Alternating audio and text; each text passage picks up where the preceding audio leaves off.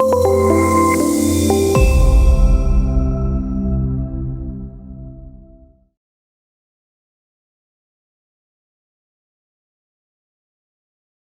everyone. Project manager is one of the most sought after roles in the industry right now. The global demand for project managers is ever increasing, and the role of project manager has different layers, requires different skills in different situations. And add to this the digital transformation that is happening over the world last few years. A new layer of competencies has been added to this role. Hi, I'm Sujeet Pathak. I'm a product manager at Amoeboids Technologies, an Atlassian Platinum Marketplace partner. Through this podcast series, we aim to bring together project leaders across the world to share their views, their insights, and their best practices on the evolving area of project management. In today's podcast, we have with us Andy Barker, who is a seasoned project manager. Over 15 years of his career, he has worked with many global companies like PTC, Old Street Solutions, Iron Mountain, Samsung, etc. He has also worked as a Netherlands Atlassian community leader. Thank you so much, Andy, for joining us today. How do you feel about this? My pleasure, Sujeet. I feel very honored to be invited by Amoeboids to do this interview because I know you from the community, and inviting you to come speak at the Atlassian community in Rotterdam. And it's just a massive pleasure. I feel a little bit nervous though, because after 15 years of project management, I kind of hate it. It's every time I do public speaking for, say, Agile Holland, or I'm doing something to do with Atlassian, it's always very exciting, and I get a lot of people come to me and say, how do I get into project management? I really want to do this, especially people 19, 20 years old. There's a tiny little voice in the back of my head saying, don't do it. Don't do it. Nightmare. You're public enemy number one. Everyone hates you, from CEO of the client to CEO of your own company. But no, I'm going to behave myself, going to be very professional today and enjoy having a conversation with you about project manager, the role. Oh, great. That's great, Andy. And we're really looking forward to learning from you. And so again, like you mentioned, my first question to you will be how you started your journey with project management. Like how it started. Did it happen accidentally, or you planned it that you wanted to be a project manager in the early part of your career? I think it happened a little bit by chance. It was probably more to do with what I was interested at the time in the early stages of my career. My first big sort of role for a big company was on my management internship for KLM, Royal Dutch Airlines, and I was responsible for the rejuvenation, the re-engineering of one of their purchase processes for wine. And it was only a 6-month project. It was only a 6-month internship, so the two went very well hand in hand. And that just required a lot of project management skills, and I was just very naturally good at it. And I didn't have to worry about project management methodology. I had to worry about the problem and the scope and the use case in hand and fix that, and not worry too much about, am I planning right, or am I writing good work requirements or anything like that, just getting on with the job. Therefore, it sort of is a natural progress, bit by bit, more and more of these change projects, a lot of process re-engineering, a lot of stakeholder engagement, and that just naturally builds me more into project manager role, so to say. I didn't choose it, it chose me. Yeah, I've seen this many times, like many successful people, or having experience, a considerable experience, and they always start small. It is never planned most of the times, and you always learn on the job. So the way you are put into the situations, and then you start learning about it. Maybe down the line you start gathering more formal education around the field that you're working already in. But most of the times it happens that you start working on it, and on the job you start learning about these things. So having said that, Andy, 15 years is a long time. So you must have worked on so many projects across these companies.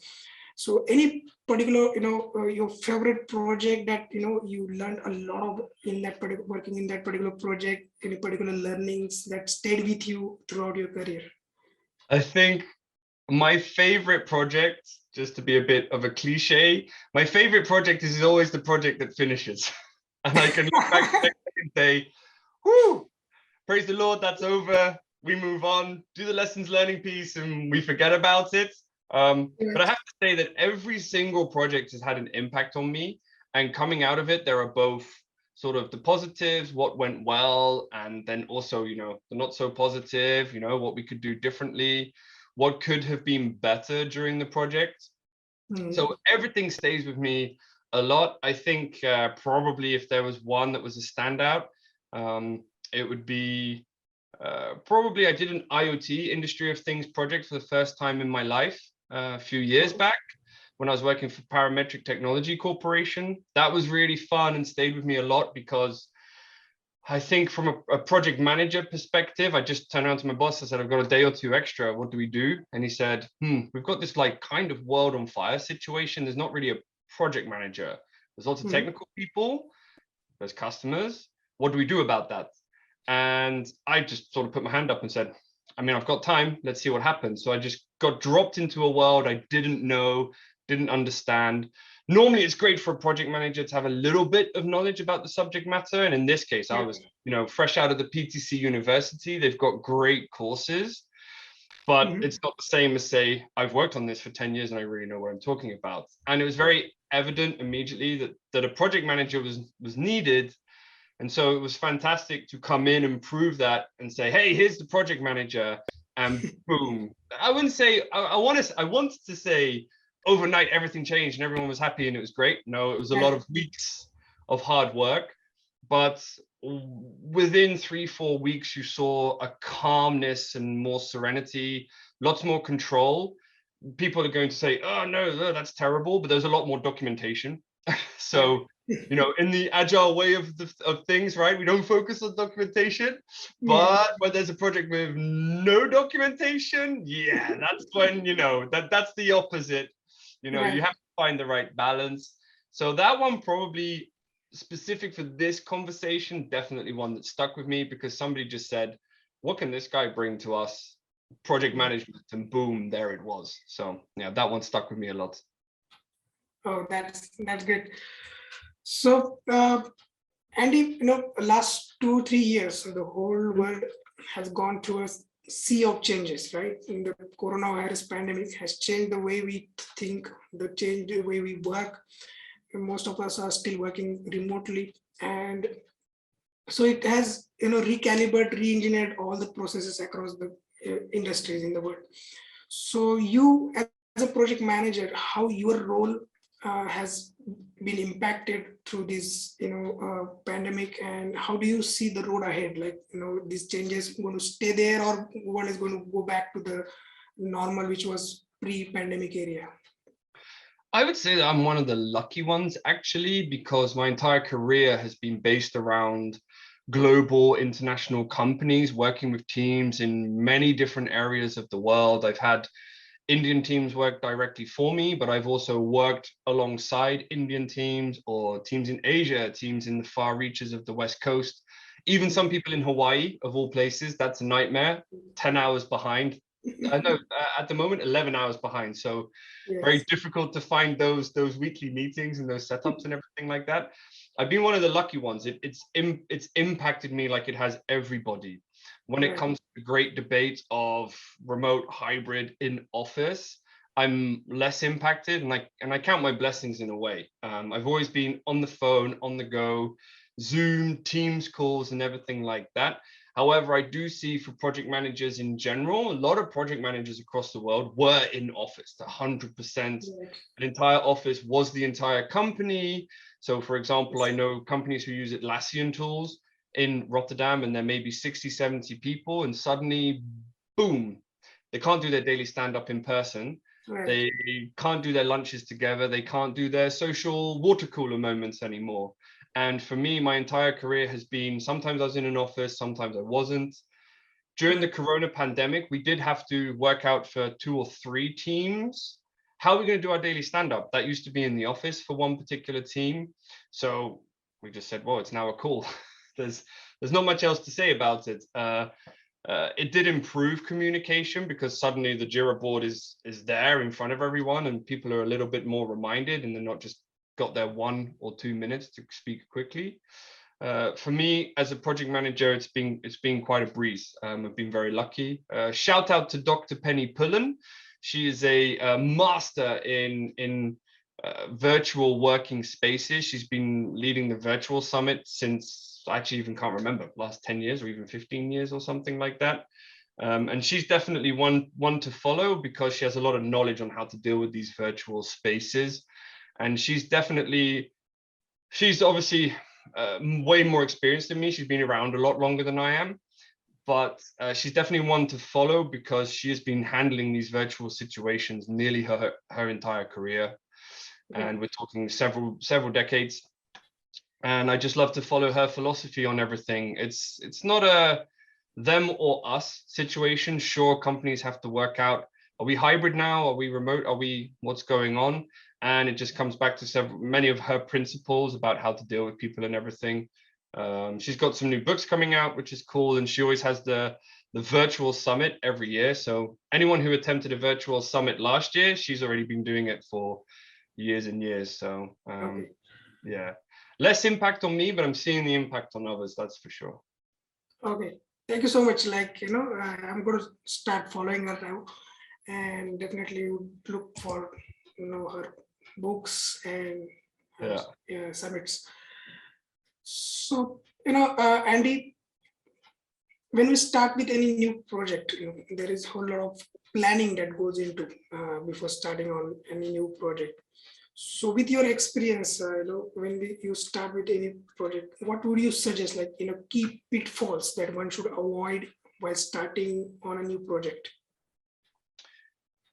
Well, one of the current pitfalls that I'm seeing a lot of people fall into right now is the great debate of, is it waterfall or agile? Should we use Prince 2 or whatever? And pitfall number 1 to avoid is don't worry about your methodology. That yes, there are better methodologies for certain types of projects, and sure, it's important to sort of fall to them. But what I noticed as a project manager is the moment I said, oh, that's not very agile, or I said, we have to be, we have to use Prince 2 for that one, there's a big roll of the eyes. No, only project management officers really truly care about the methodology, and everyone else just doesn't care. They want to just get on with their job. I think it depends also on the type of project as well. So which project am I engaging with? Is it an internal project? I'm going to deal with a lot of sort of change management principles, deal with a lot of the office politics, so to say, or the corporate politics. I have to work really hard on stakeholder engagement to get all of those different people who all have an opinion, they all have a personal agenda. Or am I dealing with a commercial project and I'm dealing with a customer who's got budget, but they want the best quality in the world and they want it fast, which always goes against the principles of, scope versus time versus quality and versus budget and everything like that, that famous triangle. Yes. So pitfall number 2 is all about, sort of setting yourself up for success and before diving headfirst into it, understanding what's going on. I mentioned that IoT project earlier. I didn't do anything or promise anything to anyone, no dashboards, no updates, no scope, etc., until I truly had met with everybody. And that included end clients in the B2C. I didn't meet with clients per se, but I met with the client account managers. It was 2 very, very intense weeks of meeting everyone, understanding what's going on, being set up for success. So pitfall number 2 is just don't dive straight in. I've done many projects where I'm like, yeah, I can do that, woo. And 6 months later, I'm like, oof, we didn't finish this project. What's going on? Should be finished months ago. I think the other one as well is really like prepare to change, because there's a lot of change going on in the world that impacts companies and organizations and everything like that. And that sort of leads to, like, it's 2 in 1 for this whole sort of, what to watch out for. When preparing to change, don't worry too much about your plan. I've seen people who will sit and pore over their plan again and again and again. Plans change so quickly that actually you could sit down for a morning and you could say, right, yesterday we discussed scope, we had a general kickoff, we met with the client, everything's great, we all know what we're all doing, I'm going to build my plan. And by the time you get to lunchtime, you finished your plan, you spent 4 hours on it, and you start discussing it with other people, and immediately that plan's changing. So In that regard, very important to be as agile as possible when it comes to your planning and being prepared for your changes and everything like that. Yeah. I could go on and I could make an entire 2-hour presentation on this question alone, but I think, like, you know, those are the top ones, the top 3. Okay. So, Andrew, you touched upon planning, right? In this case, so you have to be agile as far as the planning is concerned. But having said that, you know, it's always, you know, the world expects from you as a project manager that you have your end goals set up, and accordingly you have done planning, you have done, you know, identified the milestones and the probable delivery dates and all these things. So while monitoring all these things, you come across a situation like, you know, you're steering away from the path that you have set out to. So though it's obviously in the changing environment, it's difficult to keep everything as simple as we started out on. But at the same time, what are those best practices, or how do you keep yourself, to on course your project to prevent any scope creeps? Yeah, scope creep is a really difficult one. It's an interesting subject because in my experience, I haven't had a single project that didn't suffer from scope creep one way or another. Right. Even if you're talking about pure waterfall and you start right at the beginning and say, let's say you adopt Prince2 principles and everything, and there's all this documentation and everything like that, there will come a certain point when there's a gateway and someone says, no, that's not what I wanted or asked for, or there's this clarity in requirements and scope and everything like that. I have had in my commercial roles as a project manager, clients literally just show me a picture of a whiteboard from, say, a year and a half ago, which might be the first time they ever spoke to a pre-sales consultant or sales themselves or a BDM, and go, yeah, but that's what I'm talking about. And I'm like, cool, none of that. You know, that like that part of your whiteboard is in scope, and everything else that you're asking for, that's a massive change request. Thanks for $2 million extra. No. This is in my 50K budget, right? No. This is your 50K budget, and everything else is the $2 million. And then you see that project die, disappears off. Lots of escalations, lots of calls, and then 2 companies shake hands and they part their separate ways. Specific to scope creep, how can you avoid it? Sort of a cardinal sin, really. You know, it goes against one of the 4 big agile manifestos. Is basically you have to document well, especially in a commercial project. You know, what is the contract? I mean, sure, you can be agile, you can start up quickly, you can get working software over documentation. Absolutely, I believe in that. But also at the same time, you know, if a client says, you know, thinking back to my augmented reality customized solution days for Parametric Technology Corporation, you know, if a client's saying like, hey, here's $150,000, go make me a really cool app. I want it to look a bit like, you know, IKEA Place, which is the famous augmented reality app. I had the privilege of working on support for that one as the support not technician. I don't do technical, but support manager. You know, turning around to them and saying, are you aware how much IKEA spent on this app and the fact that they've been doing it for 4 years plus? Are you ready for that kind of initiative? And then they turn around and go, yeah. So we want that, but for 150. Okay. Quality, let's talk what you're going to get for 150, right? So important to have those conversations. And as much as potentially the whole world's going to go, oh, that's ridiculous, no one has time for that kind of administration. But if you think like classic project management office ways of working, the methodologies behind it all, and if you think about, you know, no project manager is successful if they don't have a good project coordinator or project support or whatever you want to call that role assisting them. You know, the amount of times that someone said, yeah, but you didn't understand me in the beginning and it's your fault. And that happens also on internal as well, not just commercial client projects. Hey, you didn't understand me in this and that. And you grab a meeting notes and you just go, hey, remember this bit that you said here, and we documented that 6 months ago on this date and at that time slot in that call, and you said confirmed. That's exactly what I want. Boom, that work package is fixed. If you want to change it, it's a change request. And that change request can happen internally, it could happen externally. Budgets, internal is more about work hours, unless you're working with a third-party vendor. External is always about, hours, budgets, etc., etc. Something's changed, you're increasing your scope, and it's very important to have that baseline documentation, in my opinion, that agreement. And it doesn't necessarily even have to be a signed agreement. It could be something as simple as meeting notes. Like, meeting notes have saved me time and time again. I once had a CEO burst into the office, walked straight up to my desk and said, "Who the hell told you to do this?" I was like, 2 seconds, lifted up a PDF, showed my screen, and I was like, "You did." "Okay, I've changed my mind." "Cool, then we need to have a meeting." "Yes, we do." "Agreed." And they walked up. So, yeah, I've poured and poured over meeting notes, but I've had client situations where client had me by the balls, metaphorically, and I'm like, damn, I can't get out of this. And yes, the contract's too vague, and yes, we haven't documented it well. There's no good UX. We didn't really have any true high fidelity UI design.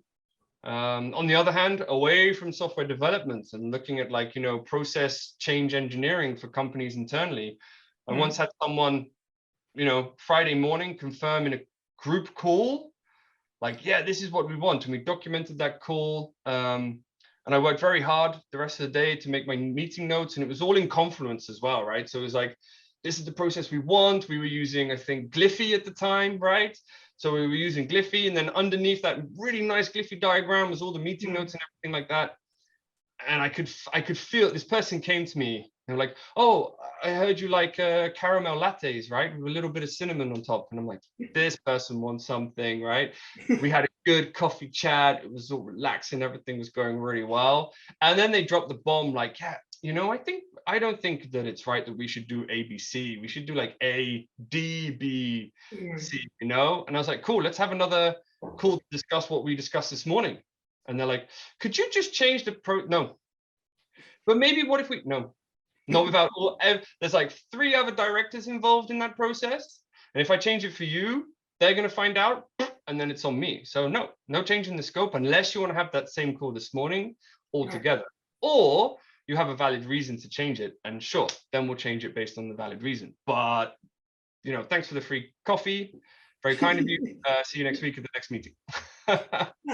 That's hilarious, but that's really true. Like, even I have been through such situations, like, documenting, especially the meeting notes, whenever you discuss or take important project decisions, with all the important stakeholders that are there present, which are hard to, bring everyone together.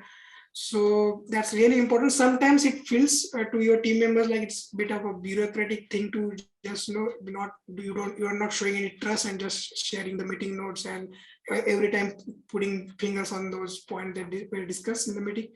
But at the end of the day, it saves you, like you mentioned, and I completely agree with you, like, on that part.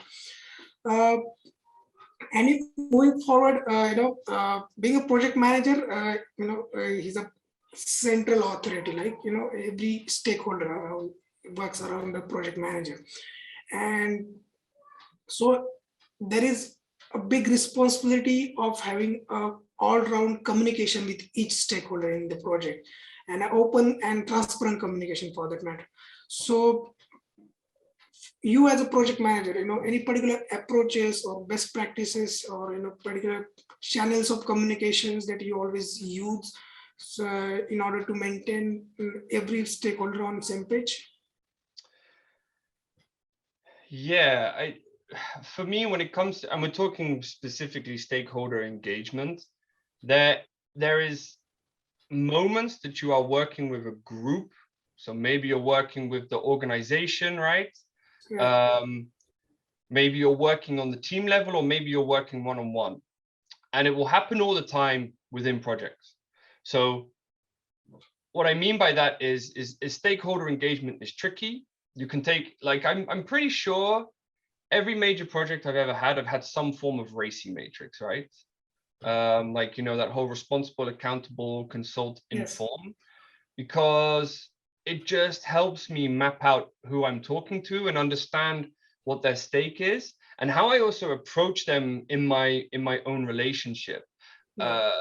you know, I remember way back when, one of the first times I was struggling in a project, I kind of just like, I just grabbed my old school project management methodology books and was like, just flicking through casually. And I was like, you know, oh, what am I doing wrong with this project, right? Do some, as developers like to call it, rubber ducking. I actually have my own rubber duck. This is my project manager rubber duck. I talk to it loads when I'm stuck in any facet of professional life, not just software development or project management or whatever. So I was rubber ducking myself a little bit, and I just suddenly realized like I didn't have a good RACI set up. So every time I was stuck with one person, I realized that actually there was a group of 3 people who seemed really important. Everyone revered them. And what I was making a mistake on was coming to them more like as if they are responsible for something, or maybe they should consult on something, but actually they were just informed. I just had to inform them in regular updates, just CC them on the reporting, on the bi-weekly reporting. And that was it. Nothing else. And by going to them too often in the one-on-one relationships, or maybe go to all 3 of them and be like, hey guys, how's it going? Can I sit down and have a chat? I was giving them too much power in the project when actually they didn't need to be involved at all. And that's really key when it comes to stakeholders. Understand who you are talking to, how to engage them. Pro tip to anyone whoever has to deal with CEOs or C team members in big groups and organizations, their personal assistant is your best friend. You have to speak to them, bring them coffee. If we go out, you take you work out their favorite wine. So when they sit down, like, boom, there's your, Chardonnay or your mojito or whatever favorite drink they have, right? Because in general, the higher up someone is, the less likely they're going to speak to you as a project manager. Even if unless they're the project sponsor and they're very, very directly involved in the weekly proceedings and everything that's going on, and they're at every ceremony. But in general, yeah, you need to work out who is in your project and how you're going to approach them. Have I got a senior vice president who's not going to ever pay me the time of day? I need to go through their PA. If there's a big update coming and, it's something important, go to their PA first, sit down, have a coffee, whatever, a little bit of a chit chat, show the latest dashboard and say, hey, here's what's going on in the project and how it impacts that person's department, because that will trickle up eventually into them. And then that's when, instead of sitting in a meeting and then being like, what's going on point 3? Like, I'm now going to rip you to shreds. You're just, okay, they already know. They have an opportunity to ask you a question beforehand. And if they don't ask it beforehand and they just rip you to shreds anyway, well, okay, fine. That happens as well. Leads on to another best practices when it comes to stakeholder engagement. You are public enemy number 1. So an old manager of mine, and they mentored me really, really well whilst I was working with them, kept saying all the time, whenever you're working as project manager, each project, and just remember, you're the CEO. And I was like, yeah, great. So I'm public enemy number 1.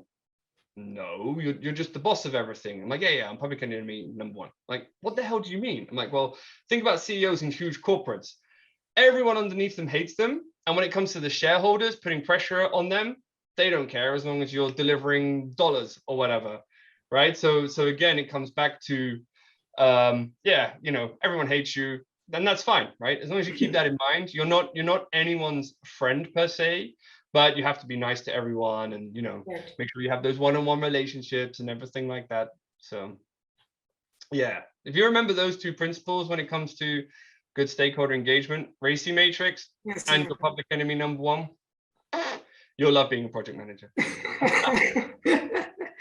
Oh, that's great insights. RACI matrix, I have also used in my previous project, and it really helps whenever, especially when you have large number of stakeholders around you, and sometimes you just tend to forget, like, who is responsible for that, for what, and whom do you speak to for particular, topic. So RACI matrix is a good way to start with, and then you always start building relationship in the due course of your project.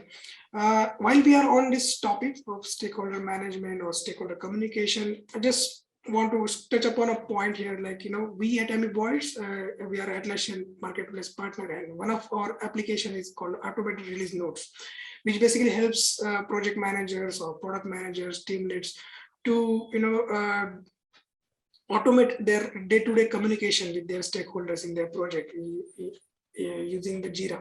So that's one of the application that we are happy to help the budding project managers to help with their stakeholder management, stakeholder communication. Moving on, Andy, like I mentioned about the tool that we have developed called automated release notes. Any particular tool that you always carry in your toolbox, maybe for your personal use or your project management tool that you always use no matter what product you or no matter what project you're working on? Yeah. Personally, my go-to ones are always Jira, Confluence, Trello. I'm a little bit Atlassian diehard. Disclaimer: other tools and applications like Basecamp or Monday.com are available, but hey, both you and I are from the Atlassian ecosystem, so I don't think it's too bad that we only talk about Atlassian tools. But for anyone out there who struggles with this whole tooling and everything like that, there's one principle that I always live by, and it's a very simple one that everybody across the world knows. Maybe it's different in different languages, but it always comes down to a fool with a tool is still a fool. So at the end of the day, my personal preference is, if it comes to management of the daily tasks, it's Jira. If it's management of wiki related, right? If you're project managing and you need documentation, you need automated release notes, right? I've had so many projects fail when the release notes aren't good. Very important to manage releases and to manage branches and everything like that in Jira, but also that gets automated into Confluence, so we have that nice page to share onwards with clients, right? You can easily share it with apps like external share, so you can set your release notes, you can set some automation to say boom, and now we've released, so we release from Jira, it goes into Confluence and goes straight to the client, which is great. So it's just about what is the right tool for the right team, for the right project and everything like that. Yeah, great example. We talked earlier about my IoT project that will stay with me for the rest of time. I remember we got all of Jira set up and it was amazing. But at the end of the day, what we were actually lacking was technical documentation. So it was more about diving into Confluence and making sure that we weren't missing any of the documentation that those account management teams needed when it came to dealing with the individual clients on the end of the B2C cycle. And so what we noticed was that actually we didn't need daily tasks managed in like a Scrum format or a Kanban format in Jira. None of that was working out at all. What we needed was like a Confluence page. This is what we're working on now. And above that was a very simple table with like statuses of the current actions, who's working on them and everything like that. And once it was done, it would come into the weekly meeting. So we had the daily stand-ups, but the weekly meeting was about what is genuinely done. We acknowledge it and we remove that line from the table. So we weren't even using a Trello or a Jira for managing daily tasks. It was about finishing that documentation. And so it was best to have the tasks in Confluence itself per page or per space, whatever we were working on. I think that, just to give it a little bit of a shout out, Trello is probably one of the best products and tools I've ever worked with.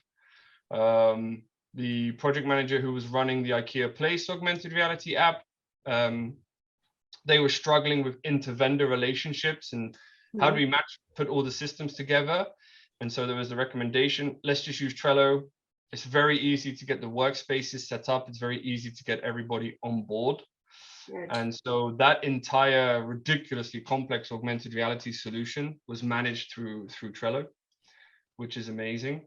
Yeah, but it just comes back to, it doesn't matter what people's personal preferences are too much, as long as they're used in the right way. When starting up a project, we were talking about the pitfalls of good stakeholder engagement. One of them, when it comes to your communication strategies, how do we communicate, right? If you have to report weekly to senior management, maybe project sponsor or something, on the KPIs of your project, it's not going to work if you are just sending like, a PDF or like a screenshot stuck onto your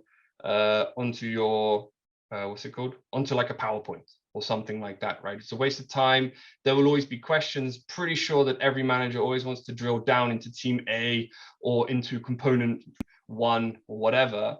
So if you are working in Jira and you have your Jira dashboards and you've got all these beautiful charts and everything from someone like Custom Charts or whatever, why not share that with the management team, in the link, and say, hey, check out the latest colorful, beautiful 2D stacked bar chart or whatever, right? And then maybe you have the option that you switch on, they can click on that and they can drill down and they can see Jira issues. Maybe they want to see what's blockers and everything like that. So just be aware, everyone has a preference.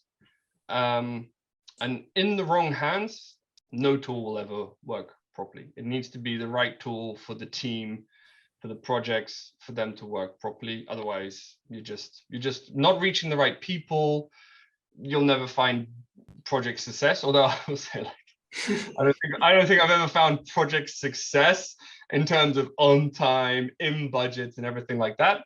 But the tools used in the right way helps manage scope creep, plans going wrong, risks that go awry, issues that are just causing constant problems and everything like that. So the right tool at the right time is a miracle, wonder stuff, basically.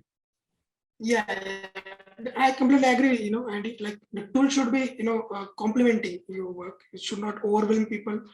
Like, I've seen project managers or some managers managing whole of their project only on just, Microsoft Excel or even in the Google Sheet. So if the team is comfortable with the tool and they are able to collaborate, then any tool can be a good tool for your team. So it doesn't matter whether it's a very fancy project management tool or communication tool or any simple one like Excel. Yeah. So having said that, Andy, we have come to the end of this session. It has been a great, valuable, insights that we have got from your side, and it has been quite humorous. Like at the same time, I'm not saying that you are not serious about it, but you made it very interesting for the listeners to listen to, and I really thank you for that. So thank you for your time, and we are really, enjoyed your conversation.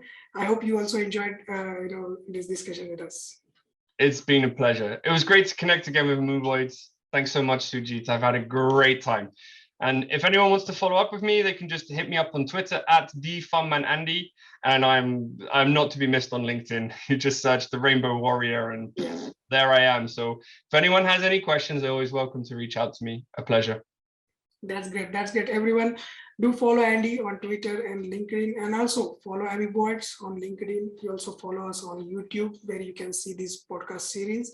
And you can also visit our website, amoeboids.com, for more details. So see you next time in the next episode of this podcast series. Thank you so much. Bye-bye.